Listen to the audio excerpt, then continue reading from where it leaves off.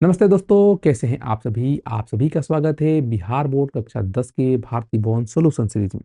आप सभी को पता होगा कि इस सॉल्यूशन सीरीज में हम कक्षा 10 के लिए मार्केट में जो भी भारतीय भवन की पुस्तकें उपलब्ध हैं, उसके हम एक्सरसाइज सॉल्यूशन को देख रहे हैं। यदि आप भी कक्षा 10 में हैं और भारतीय भवन एक्सरसाइज सॉल्यूशन को देखना चाहते हैं, तो हमारे चैनल को अवश्य सब्सक्राइब कीजिएगा। प्रत्येक विषय का यहाँ पे एक्सरसाइज सॉल्यूशन आपको उपलब्ध हो जाएंगे। अगर हम बात करें कि इस वीडियो में हम लोग क्या देखने वाले हैं, तो हम इस वीडियो में कक्षा 10 के भौतिकी के अध्याय 3 जिसका नाम है मानव नेत्र और वायुमंडलीय अपवर्तन, इसके लघुतरीय प्रश्नों को देखने वाले हैं। पिछले वीडियो में हम लोगों ने अति लघुतरीय प्रश्नों को देखा था। यदि उन प्रश्नों में आप सभी को कोई दिक्कत होता है, तो उसका वीडियो लिंक आपको डिस्क्रिप्शन में मिल जाएगा, वहां से आप देख सकते हैं। साथ ही साथ प्रत्येक एक्सरसाइज के सॉल्यूशन का वीडियो लिंक आपको डिस्क्रिप्शन में मिल जाएगा।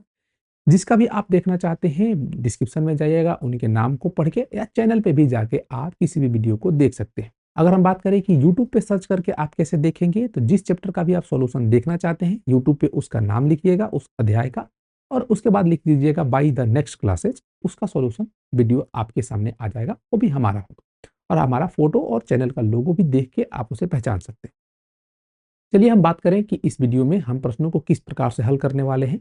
तो प्रत्येक प्रश्न को हम पढ़ के समझेंगे कि प्रश्न क्या कह रहा है, प्रश्न हमसे क्या पूछ रहा है, उसका उत्तर हमें किस प्रकार से देना है, क्या चीजें हम लोगों ने पढ़ रखी है, नहीं पढ़ रखी है, और पढ़ी है तो कहाँ पढ़ रखी है, ताकि इस प्रकार के प्रश्न यदि एग्जाम में आते हैं तो आप उसका उत्तर आसानी से लिख पाए और पूरे के पूरे नंबर प्राप्त कर पाए। आप वीडियो के अंत तक बने रहिएगा। मैं आप सभी को अंत में ये भी बताने वाला हूँ कि जिस पीडीएफ पे हम लोग पढ़ रहे हैं, उस पीडीएफ को आप कैसे डाउनलोड कर सकते हैं, और बिल्कुल मुफ्त में डाउनलोड कर सकते हैं।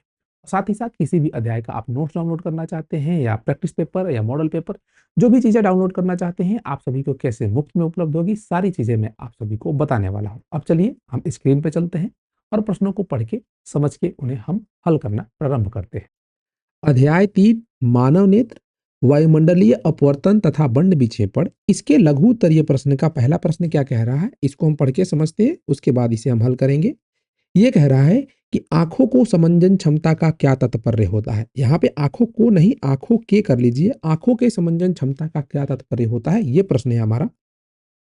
मतलब समंजन क्षमता क्या होता है, या समंजन क्षमता से आप क्या समझते हैं, ये हमसे पूछा जा रहा है।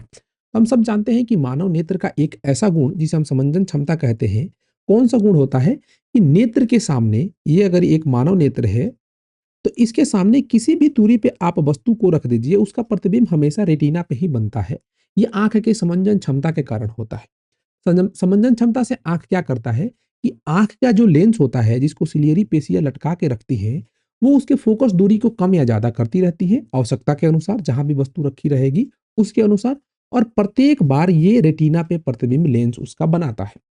इसी ही गुण को हम क्या कहते हैं, नेत्र का समंजन क्षमता कहते हैं, या इसी क्षमता को नेत्र के समंजन क्षमता कहा जाता है। तो इसको किस प्रकार से लिखा जा सकता है कि नेत्र अपनी सिलियरी पेशियों की सहायता से नेत्र लेंस को मोटा या पतला करता रहता है, जिससे नेत्र के सामने रखी वस्तु को प्रतिबिंब हमेशा रेटिना पर बनता है। नेत्र के इसी क्रिया को समंजन क्षमता कहा जाता है, या नेत्र के इसी गुण को समंजन क्षमता हम कहते हैं। आशा है कि 1 नंबर प्रश्न समझ में आया होगा। चलिए हम 2 नंबर प्रश्न को देखते हैं। हमारा 2 नंबर प्रश्न क्या कह रहा है, नेत्र इसमें जाने वाली प्रकाश की मात्रा को किस प्रकार नियंत्रित करता है। तो हम सब जानते हैं कि जब नेत्र का हमने संरचना पढ़ा था, तो वहां पे हम लोगों ने देखा था कि नेत्र अपने में जाने वाली जो प्रकाश की किरणें होती है, उसे आइरिस या परितारिका की मदद से क्या करता है, नियंत्रित करता है। तो 2 नंबर प्रश्न के आगे बढ़ते हैं और 3 नंबर प्रश्न को देखते हैं।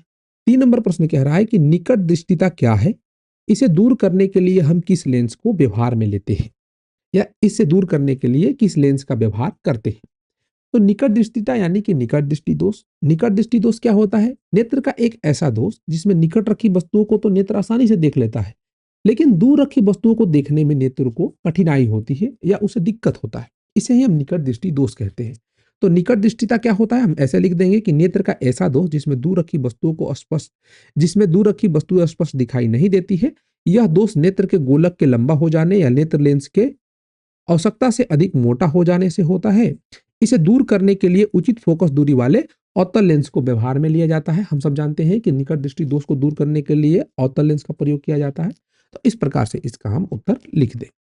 आगे चलते हैं, 4 नंबर प्रश्न को देखते हैं। 4 नंबर प्रश्न हमारा क्या कह रहा है कि यदि हम तीव्र प्रकाश से किसी कम प्रकाश वाले कमरे में जाएं, तो वहां वस्तुओं को स्पष्ट देखने में कुछ समय क्यों लगता है। इस चीज की भी हम लोगों ने चर्चा की थी, यह प्रश्न के रूप में भी हमारे सामने आ गया। क्या है, ये हमसे कह रहा है कि आपने कभी अनुभव भी किया होगा कि यदि आप किसी लाइट पे देख रहे हैं या किसी ऐसे कमरे में हैं जहाँ बहुत तेज लाइट जल रही है, बहुत सारी लाइट जल रही हैं और उससे कहीं अंधेरे या उससे कम लाइट वाली जगह में जाते हैं, तो वहाँ की वस्तुएँ थोड़ी धुंधली दिखाई देती है और कुछ समय ले लगता है उसे देखने में, यानी कि कुछ समय बाद ही वो स्पष्ट रूप से दिखाई देती है। ऐसा क्यों होता है? ऐसा इसलिए होता है कि जब हम तेज तेज प्रकाश में रहते हैं ना, तो वहाँ पे क्या होता है, बहुत सारी किरणें हमारी आँखों में प्रवेश करती हैं। तो इसको नियंत्रित करने के लिए जो लेंस में पुतली होता है, इसका साइज़ छोटा हो जाता है, जिससे ये प्रकाश की किरणों को नियंत्रित करता है, जब हम तेज प्रकाश में होते हैं तो। जैसे ही तेज प्रकाश से हम तुरंत कम प्रकाश वाले कमरे में जाते हैं, तो वहाँ पे क्या होता है कि अभी भी पुतली छोटा ही रहता है, लेकिन वहाँ पे प्रकाश की जो किरणें हैं, वो कम आ रही हैं पहले की तुलना में। पहले तेज प्रकाश में थे तो वहाँ पे किरणों की संख्या अधिक थी, यहाँ पे क्या है, कम है। तो ये धीरे-धीरे खुलता है जिससे पुतली की जो आकार है ये बढ़ता है, जिससे बहुत सारी किरणें इसमें जा सके जो वस्तु से टकरा कर आ रही हैं, तभी वो स्पष्ट दिखाई देती है। तो इसको हम किस प्रकार से लिख सकते हैं कि तीव्र प्रकाश में नेत्र की पुतली सिकुड़कर छोटी हो जाती है। जब हम किसी कम प्रकाश वाले कमरे में जाते हैं तो नेत्र की पुतली खुलने में कुछ समय लगता है। इसके आगे भी कुछ उसका उत्तर होना चाहिए। हाँ, इसी कारण जब हम तीव्र प्रकाश से किसी कम प्रकाश वाले कमरे में जाते हैं तो वहाँ रखी वस्तुएँ स्पष्ट रूप से देखने में कुछ समय लगता है। कारण समझ में आ गया? तीव्र प्रकाश में जो पुतली की साइज़ थी छोटी थी, जैसे ही हम कम प्रकाश वाले में जाते हैं यहाँ यह भी कुछ समय के लिए छोटी रहती है, धीरे-धीरे होके ये बड़ी होती है। जब तक बड़ी होती है उतने समय बाद ही हमें वस्तुएँ स्पष्ट रूप से दिखाई देना शुरू होती है। ऐसे ही अगर हम 5 नंबर प्रश्न की बात करें तो 5 नंबर प्रश्न हमसे क्या कह रहा है कि सामान्य नेत्र 25 सेंटीमीटर से निकट रखी वस्तुओं को स्पष्ट क्यों नहीं देख पाता है? हमने निकट बिंदु के बारे में या निकट न्यूनतम दूरी के बारे में हम लोगों ने बात किया है ना कि नेत्र के लिए न्यूनतम दूरी क्या होता है, जो स्पष्ट दृष्टि की न्यूनतम दूरी होती है, वो 25 सेंटीमीटर होती है। अब ये प्रश्न हमसे पूछ रहा है कि क्या कारण है कि कोई जो सामान्य नेत्र होता है 25 सेंटीमीटर से नजदीक रखी वस्तुओं को स्पष्ट नहीं देख पाता है। इसका कारण ये होता है कि जो हमारा लेंस होता है ना, लेंस का एक फोकस्ड होता है। लेंस परितारिका से लटका रहता है, ऊपर नीचे दोनों परितारिका होती है और परितारिका इसके फोकस को नियंत्रित करता है। तो ये लेंस को मोटा भी करता है और आवश्यकता पड़ने पे इसे पतला भी करता है। यानी कि इसके फोकस दूरी को जब ये नियंत्रित करता है, तो ये इस प्रकार से नियंत्रित नहीं कर पाता कि 25 सेंटीमीटर पे कोई वस्तु रख दी जाए, उससे नज़दीक में क्षमा कीजिएगा कि 25 सेंटीमीटर से कोई नज़दीक में वस्तु रख दी जाए और उससे आने वाली प्रकाश की किरणों को ये स्पष्ट प्रतिबिंब बना सके। इसलिए क्या होता है ना, अस्पष्ट प्रतिबिंब ना बनने के कारण ये हमें दिखाई नहीं देती है। तो इसका उत्तर हम किस प्रकार से लिख सकते हैं कि सामान्य नेत्र 25 सेंटीमीटर से निकट रखी वस्तुओं को स्पष्ट इसलिए नहीं देख पाता है क्योंकि नेत्र की सिलियरी पेशियां उतनी नहीं खींच पाती जितना 25 सेंटीमीटर से निकट रखी वस्तुओं को वो स्पष्ट प्रतिबिंब बना सके या स्पष्ट दिखा पाए। इसका उत्तर इस प्रकार से लिख देंगे। आशा है कि 5 नंबर प्रश्न आप सभी को समझ में आया होगा। चलिए हम आगे बढ़ते हैं, 6 नंबर प्रश्न को देखते हैं। 6 नंबर प्रश्न क्या कह रहा है कि दृष्टि दोष क्या है? यह कितने प्रकार का होता है? तो दृष्टि दोष के बारे में हम लोगों ने देख रखा है, जान रखा है, समझ रखा है कि नेत्र का एक दोष होता है, नेत्र में आने वाली खराबी होती है किसी कारणवश से या प्राकृतिक रूप से कि नेत्र के सामने रखी वस्तुओं को वो स्पष्ट नहीं देख पाता है। कभी-कभी क्या होता है कि दूर रखी वस्तुएँ नेत्र को स्पष्ट नहीं दिखाई देती है। कभी-कभी क्या होता है कि नज़दीक रखी वस्तुएँ नेत्र को स्पष्ट नहीं दिखाई देती है और इसी दोष को हम दृष्टि दोष कहते हैं। तो इसको हम इस प्रकार से लिख सकते हैं कि जब नेत्र को उसके सामने रखे वस्तुओं को देखने में कठिनाई होती है, उसे ही दृष्टि दोष कहते हैं। यह मुख्यतः 3 प्रकार के होते हैं। 3 प्रकार के दृष्टि दोषों को ही हम चर्चा करते हैं, कक्षा 10 में पढ़ते हैं। कौन-कौन से होते हैं? एक निकट दृष्टि दोष होता है, एक दूर दृष्टि दोष होता है जिसे जिसे हम दीर्घ दृष्टि दोष भी कहते हैं और तीसरा जरा दृष्टि दोष होता है। निकट दृष्टि दोष क्या होता है? निकट दृष्टि दोष में निकट की रखी वस्तुएँ स्पष्ट रूप से दिखाई देती हैं, लेकिन जो दूर की वस्तुएँ होती हैं, इन्हें देखने में नेत्र को कठिनाई का सामना करना पड़ता है। ऐसे ही जो दूरदृष्टि दोष होता है, इसमें निकट रखी वस्तुओं को नेत्र को देखने में क्या होती है? कठिनाई होती है। ये इसे स्पष्ट रूप से नहीं देख पाता है।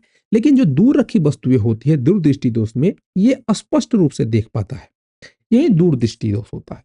और जरा दृष्टि दोष क्या होता है? जरा दृष्टि दोष में नज़दीक रखी वस्तुओं को भी देखने में नेत्र को कठिनाई होती है और दूर रखी वस्तुओं को भी देखने में नेत्र को क्या होती है? कठिनाई होती है।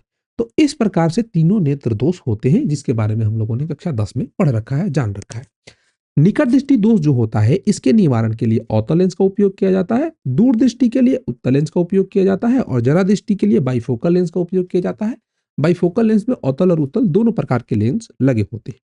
ऐसे ही अगर हम आगे बढ़े 7 नंबर प्रश्न की बात करें तो ये कह रहा है कि नेत्र के 2 मुख्य दोषों के नाम लिखे, इसके उपचार के लिए किस प्रकार के लेंस का व्यवहार में लिया जाता है। तो ऊपर वाले प्रश्नों में ही मैंने लगभग सारी चीजें कवर कर दी है, तो इसका भी उत्तर ऊपर वाले प्रश्नों के अनुसार ही दिया जा सकता है। क्या दिया जा सकता है कि नेत्र के दो मुख्य दोष हम लिख देंगे, एक निकट दृष्टि दोष, एक दूर दृष्टि दोष। निकट दृष्टि दोष क्या होता है इसके बारे में लिख देंगे कि निकट दृष्टि दोष क्या होता है। ऐसा दोष होता है जिसमें निकट रखी वस्तुएं स्पष्ट दिखाई देती है लेकिन दूर की वस्तुओं को देखने में नेत्र को कठिनाई होती है। ऐसे ही दूरदृष्टि दोष क्या होता है कि दूरदृष्टि दोष में जो दूर की वस्तुएं होती है वो स्पष्ट दिखाई देती है, निकट की वस्तुओं को देखने में नेत्र को कठिनाई होती है। और निकट दृष्टि दोष के उपचार के लिए अवतल लेंस का उपयोग लिया जाता है, इसे व्यवहार में लिया जाता है। और दूर दृष्टि दोष होता है, इसके लिए उचित फोकस दूरी वाले उत्तल लेंस का प्रयोग किया जाता है। इस प्रकार से हम लिख देंगे। ऐसे ही अगर आगे बढ़े अगले प्रश्न को देखें तो ये क्या कह रहा है, दूरदृष्टिता नामक दोष के निवारण हेतु प्रयुक्त लेंस को दिखाते हुए किरण आरेख खींचे। तो इसको खींचने के लिए हम जानते हैं कि दूरदृष्टि देश में उत्तल लेंस का उपयोग किया जाता है और इसके निवारण के लिए इस प्रकार से हम इसका किरण आरेख खींच देंगे। ऐसे ही अगर हम आगे बढ़े 9 नंबर प्रश्न की बात करें तो 9 नंबर प्रश्न कह रहा है कि बंड विक्षेपण और बंड क्रम क्या है। यहाँ पे बंड विक्षेपण और बर्ग क्रम की बात कर रही है, दोनों अलग अलग चीजें होती हैं। बच्चे थोड़ा सा इसमें कंफ्यूज होते हैं, समझिएगा, मैं आपको समझाने का प्रयास करूंगा। और ये एक इंपॉर्टेंट सा प्रश्न है, दैनिक जीवन में भी समझना जरूरी है और साथ ही साथ ये एग्जाम पॉइंट ऑफ व्यू से एक महत्वपूर्ण प्रश्न है। बंड विक्षेपण क्या होता है, हम लोगों ने देखा है ना कि जब श्वेत प्रकाश की किरणें एक प्रिज्म द्वारा अपवर्तित की जाती है तो ये अपने 7 अवयवी रंगों में बिखर जाती है। जो ये बिखरने की घटना होती है इसे हम बंड विक्षेपण कहते हैं। क्या होता है, श्वेत प्रकाश का प्रिज्म के द्वारा अपने 7 अवयवी रंगों में बिखरने की जो घटना होती है इसे हम बंड विक्षेपण कहते हैं।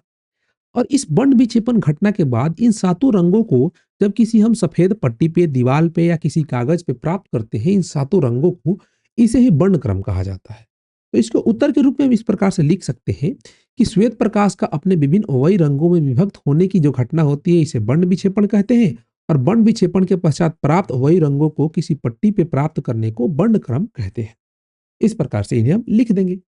समझ में आ गया कि बंड विक्षेपण और बंड क्रम क्या होते हैं। ऐसे ही अगले प्रश्न की बात करते हैं, 10 नंबर प्रश्न। 10 नंबर प्रश्न हमारा क्या कह रहा है कि तारे क्यों टिमटिमाते हैं, समझाइए। ये भी एक महत्वपूर्ण प्रश्न है, इसको भी मार्क कर लीजिएगा। ये आपको तो दैनिक जीवन में भी पता होना चाहिए और साथ ही साथ ये एग्जाम में भी बहुत बार प्रश्न आता ही आता है, इसे ध्यान रखिए। पहले आप समझिए कि तारे क्यों टिमटिमाते हैं, फिर हम लिखना सीखेंगे कि किस प्रकार से इसका उत्तर लिखेंगे। आप सभी को पता है ना कि तारे हमारे पृथ्वी से बहुत दूर है। कितने दूर, बहुत दूर, मतलब कई प्रकाश वर्ष दूर होते हैं, मतलब उनके प्रकाश का पृथ्वी पर आने में बहुत समय लगता है। जैसा कि हम सूर्य के बारे में जानते हैं कि सूर्य भी एक तारा है और सूर्य से आने वाली जो प्रकाश किरणें होती है वो लगभग 8 मिनट में हमारे पृथ्वी पर पहुंचती है। और हम ये भी जानते हैं कि जो हमारा वायुमंडल बना होता है, ये हमारा पृथ्वी है ना, तो पृथ्वी के चारों ओर वायुमंडलीय परत होते हैं और ये कई प्रकार के परत होते हैं और प्रत्येक परत में अलग अलग अपर्तनांक के वायु भरे होते हैं, किसी में गर्म, किसी में ठंडा, किसी में उससे भी ठंडा।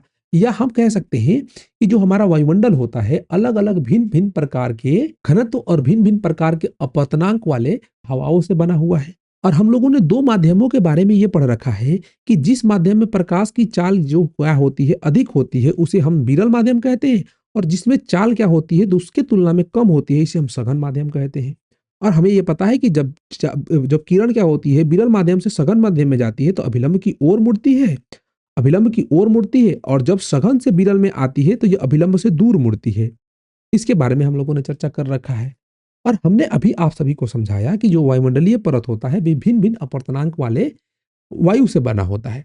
तो जब किरणें क्या होती है, जब विरल से सघन माध्यम में आती है तो अभिलंब की ओर मुड़ती है, जब सघन से विरल में जाती है तो अभिलंब की दूर दूर की ओर मुड़ती है, अभिलंब से दूर मुड़ती है। और इसी प्रकार से बार बार घटना होता रहता है हमारे वायुमंडल में। इसके कारण क्या होता है कि जो किरणें हमारी आंखों तक सीधी आनी चाहिए, कभी इधर मुड़ गई, कभी इधर मुड़ गई, कभी इधर मुड़ गई, कभी इधर मुड़ गई। और इसी तरह मुड़ते मुड़ते कभी कभी क्या होता है कि हमारी आंखों से विचलित हो जाती है या वो माध्यम कट जाता है, प्रकाश की किरणें हमारी आंखों तक कुछ समय के लिए नहीं पड़ती है। इसी कारण से तारे क्या होते हैं, टिमटिमाते हुए प्रतीत होते हैं। तो इसका उत्तर हम किस प्रकार से लिख देंगे कि पृथ्वी का वायुमंडल कभी शांत नहीं होता है, ये हम जानते हैं। और गर्म तथा ठंडी हवा की धाराएं हमेशा बहती रहती है। ठंडी हवा की अपेक्षा गर्म हवा का घनत्व और अपर्तनांक कम होता है, इसलिए तारों से प्रेक्षक तक पहुंचने वाली किरण वायुमंडल के अपर्तनांक में होने वाले परिवर्तन के कारण अगल बगल मुड़ जाती है। कभी-कभी मध्यवर्ती वायुमंडल में एकाएक परिवर्तन होने के कारण किरणें एक और अधिक विचलित हो जाती है, जिससे प्रकाश प्रेक्षक तक बहुत थोड़े समय के लिए अंशतः या कभी-कभी पूर्णतः कट जाता है। इसलिए तारा कभी प्रकाश और कभी अधिक प्रकाश देता हुआ मालूम पड़ता है, अर्थात टिमटिमाता हुआ हमें प्रतीत होता है। इसी प्रकार से आगे चलते हैं। आशा है कि ये प्रश्न आप सभी को समझ में आ गया होगा कि किस प्रकार से लिखना है, मैंने आप सभी को समझा दिया। इसी के साथ-साथ मैं आप सभी को कुछ और जानकारी देते चलूँ कि जिस पीडीएफ पे हम लोग पढ़ रहे हैं, इसे यदि आप डाउनलोड करना चाहते हैं, लघु उत्तरीय प्रश्न जो भी दिए हुए हैं इसके सॉल्यूशंस को, तो आप हमारे साथ टेलीग्राम पे जुड़ जाइए। टेलीग्राम पे नीचे उसका लिंक दिया जाएगा, वहाँ पे आप जॉइन कर लीजिएगा या आप टेलीग्राम पे जाके सर्च करिएगा द नेक्स्ट क्लासेस क्लास 10, वहाँ से भी आप टेलीग्राम पे हमसे जुड़ सकते हैं, वहाँ पे पीडीएफ शेयर कर दिया जाएगा, डाउनलोड कर लीजिएगा। इसी के साथ-साथ आप हमें यूट्यूब पे देख ही रहे हैं। यदि ये जानकारी आप सभी को अच्छी लग रही है तो वीडियो को लाइक कीजिए। चैनल पे नए हो तो चैनल को सब्सक्राइब ज़रूर से कीजिए और साथ ही साथ अपने दोस्तों को भी शेयर कीजिए। यदि इन प्रश्नों में यदि कोई आपको डाउट है जो हमसे पूछना चाहते हैं, कोई चीज़ें अगर नहीं समझ में आ रही है या कोई पिछला अध्याय का या किसी भी प्रकार का आपका कक्षा 10 को लेकर डाउट है, तो आप इस व्हाट्सएप नंबर पे हमसे पूछ सकते हैं। आप चाहते हैं तो आप कमेंट बॉक्स में भी लिख के अपने प्रश्नों को पूछ सकते हैं। और किसी भी सब्जेक्ट के नोट्स, मॉडल पेपर या सॉल्यूशन देखने के लिए आप हमारे वेबसाइट से जुड़ सकते हैं।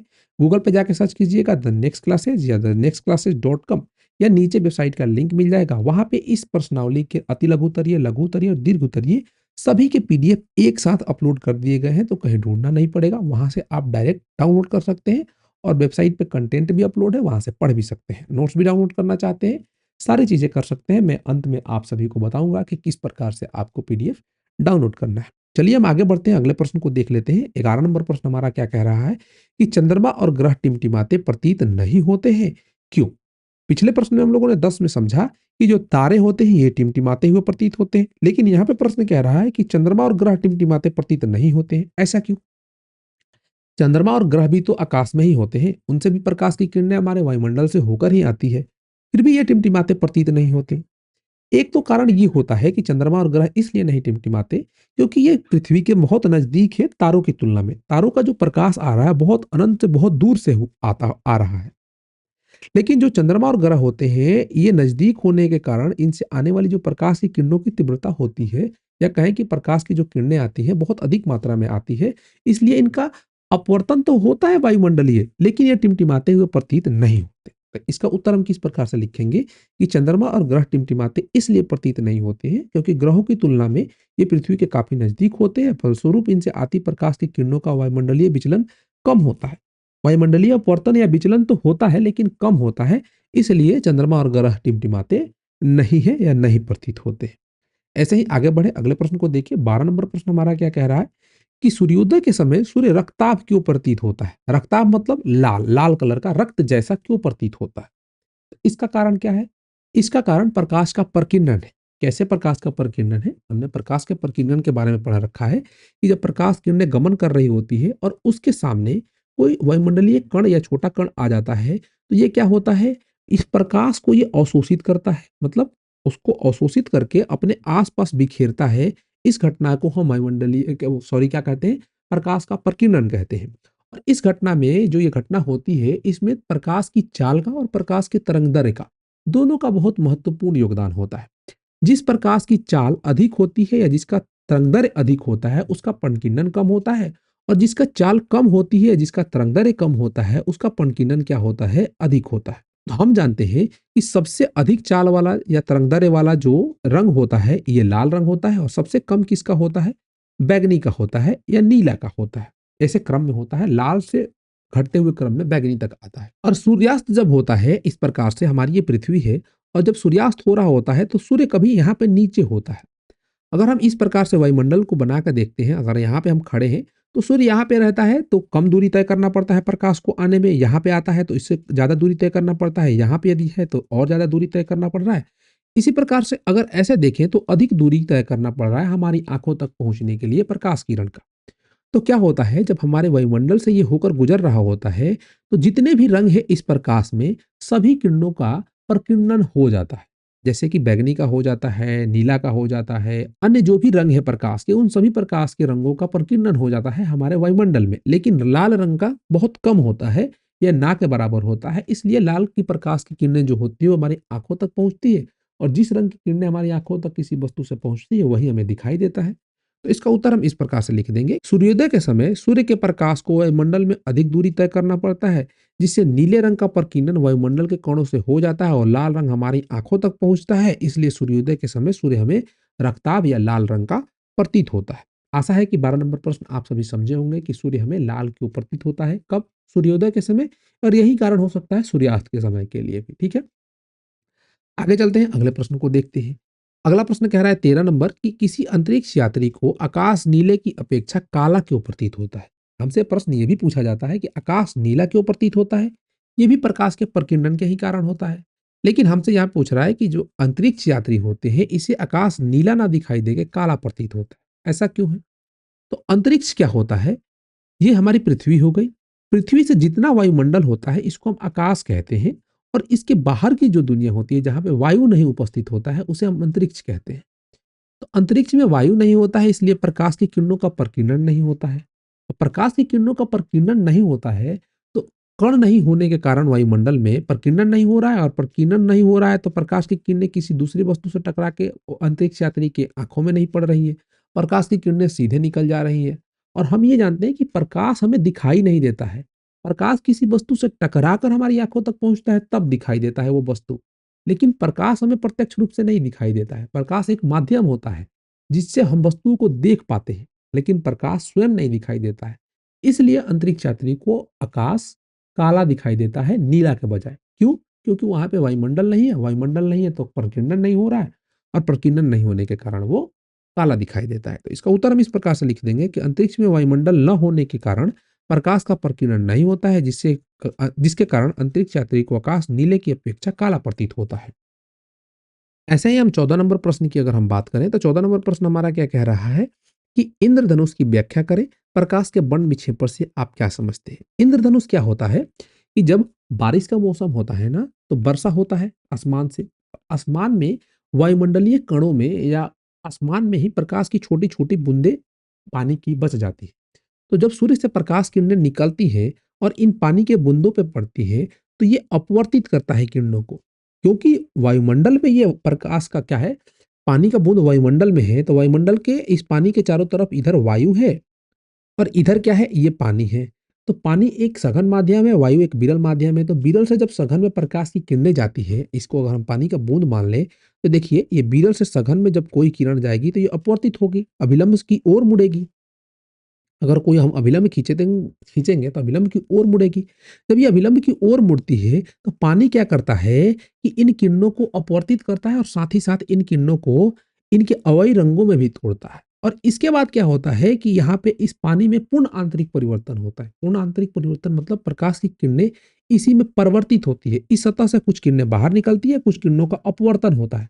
और ये अपवर्तित किरणें क्या होती है, 7 रंगों में बिखर जाती है, और इस प्रकार से हमें आकाश में एक गोलाकार पट्टी के रूप में 7 रंगों का एक अर्धवृत्ताकार पट्टी दिखाई देता है। इसे हम इंद्रधनुष कहते हैं। और हम सभी जानते हैं कि वर्ण विक्षेपण क्या होता है, प्रकाश की किरणों का अपने अवयवी रंगों में टूटना या बिखर जाना।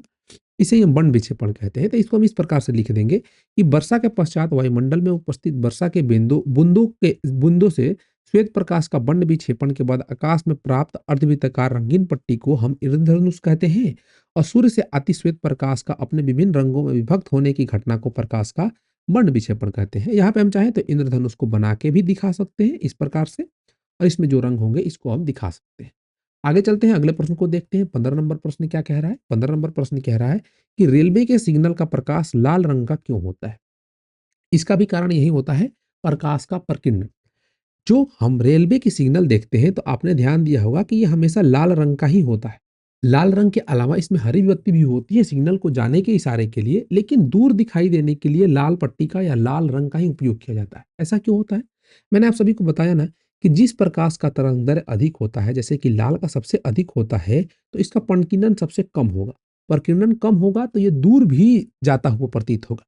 प्रकीर्णन क्या होता है कि किसी भी वायुमंडलीय कण द्वारा, छोटे-छोटे कण द्वारा जो प्रकाश के रास्ते में आ जाते हैं, इनको अवशोषित करके अपने पास ही बिखेर देता है। तो जिनका तरंगदैर्घ्य कम होता है, इसको क्या करता है, ये बीच में ही रोक लेता है। मतलब अवशोषित करके इसको प्रकीर्णित कर देगा, तो ये बहुत दूरी तय नहीं कर पाते हैं, इसलिए दूर से नहीं दिखाई देते हैं। लेकिन लाल रंग का तरंग दैर्ध्य अधिक होता है, इसलिए इसका प्रकीर्णन कम होता है। प्रकीर्णन कम होने के कारण ये दूर तक जाता है और दूर तक दिखाई देता है।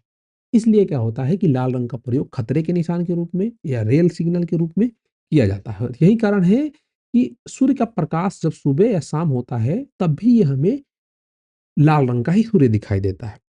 यहाँ पे देखेंगे, इस प्रकार से लिखेंगे, श्वेत प्रकाश के बंड विक्षेपण द्वारा प्राप्त 7 रंगों में लाल रंग का जो प्रकीर्णन होता है सबसे कम होता है। क्यों होता है? क्योंकि सबसे अधिक तरंग दैर्ध्य इसी का होता है, जिसके कारण लाल रंग अधिक दूर से भी दिखाई देता है। इसलिए रेलवे सिग्नल में प्रकाश का लाल रंग उपयोग में लिया जाता है, या प्रकाश का रंग लाल होता है। किसका प्रकाश का रंग? रेलवे सिग्नल का। ऐसे ही अगर आप आगे बढ़े, अगले प्रश्न को देखें, 16 नंबर प्रश्न हमसे क्या कह रहा है कि जब श्वेत प्रकाश एक प्रिज्म से होकर गुजरता है, तब इसके अवयव अवयव किसी सफेद पर्दे पे या दीवार पे भिन्न-भिन्न स्थानों पे दिखाई पड़ते हैं। इसका कारण क्या है? क्यों दिखाई देते हैं? इसका उत्तर क्या हो जाएगा? मैंने आप सभी को ये सारी चीज़ें डिस्कस कर रखी है और पहले भी अभी समझाते हुए आ रहा हूँ, तो इसका उत्तर हम इस प्रकार से लिख देंगे कि जब श्वेत प्रकाश एक प्रिज्म से होकर गुजरता है, तब इसके इसके यहाँ पे नहीं होगा, यहाँ पे काट दीजिएगा। इसके अवयव किसी सफ़ेद पर्दे या दीवार पर दिखाई देता है, क्योंकि प्रकाश के विभिन्न वर्णों का तरंग-दैर्ध्य या चाल कहें तो भिन्न-भिन्न होता है। लाल रंग का तरंग-दैर्ध्य सबसे अधिक तथा बैंगनी रंग का तरंग-दैर्ध्य सबसे कम होता है। इसी के कारण जब किसी प्रिज्म से हम प्रकाश का अपवर्तन करा रहे होते हैं, तो ये अपने अवयवी रंगों में बिखरता है और अवयवी रंगों में बिखरने के कारण यहाँ पे 7 रंग प्राप्त होते हैं। आगे चलते हैं, यहाँ पे देख लीजिए, इस प्रकार से ये प्राप्त होते हैं और इसी प्रकार से यहाँ पे पूछ रहा है प्रकाश का बंड विक्षेपण क्या है? स्पेक्ट्रम कैसे बनता है? प्रकाश का बंड विक्षेपण को मैं कई बार आप सभी को समझा चुका हूँ और इसको इस प्रकार से लिख देंगे कि श्वेत प्रकाश का प्रिज्म के द्वारा अपवर्तन के बाद अपने विभिन्न अवयवी रंगों में विभक्त होने की घटना को हम प्रकाश का बंड विक्षेपण कहते हैं। और जब इन रंगों को हम पर्दे पे प्राप्त करते हैं, इसे ही हम स्पेक्ट्रम कहते हैं या इसे हम बंड क्रम के नाम से भी जानते हैं। ठीक है? आगे चलते हैं, अगले प्रश्न को देखते हैं। अगले प्रश्न दीर्घ उत्तरीय है, जिसे हम अगले वीडियो में देखने वाले हैं। आशा है कि ये सभी प्रश्न आप सभी को समझ में आए होंगे। यदि किसी भी प्रश्न में आप सभी को दिक्कत हो रहा होगा, तो आप इस व्हाट्सएप नंबर पे हमसे अवश्य पूछिएगा या कमेंट बॉक्स में अपने प्रश्नों को पूछिएगा। बस इस वीडियो में इतना ही, फिर मिलते हैं किसी और वीडियो में। तब तक के लिए पढ़ते रहिए, मज़े करते रहिए। जय हिंद।